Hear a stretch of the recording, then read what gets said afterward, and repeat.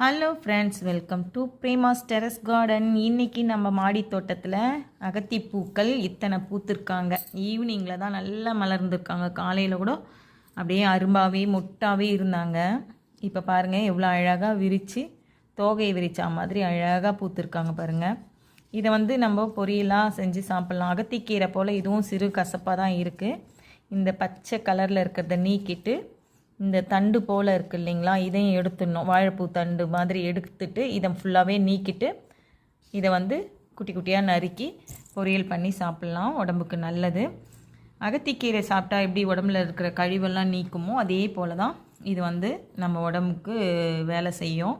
அதுக்கப்புறம் இது சிகப்பு கலரில் இருக்கிறதுனால இரத்த விருத்திக்கும் இது உறுதுணையாக இருக்குது. எப்போவுமே சிகப்பு கீரை, சிகப்பு தண்டு கீரை, சிகப்பு பொன்னாங்கண்ணி கீரைலாம் எடுத்துக்கிட்டால் ரத்த சுத்திகரிப்பு நடக்கும்னுவாங்க இல்லையா, அந்த மாதிரி தான் இந்த சிகப்பு கலரில் இருக்கிற பூவை நம்ம உடம்புக்கு சாப்பிட்றதுக்கு எடுத்துக்கிட்டோம்னா நம்ம உடம்புல நல்ல ரத்த ஓட்டம் நிறைய கிடைக்கும். நீங்களும் தொடர்ந்து இந்த மாதிரியெல்லாம் சாப்பிட்ணும்.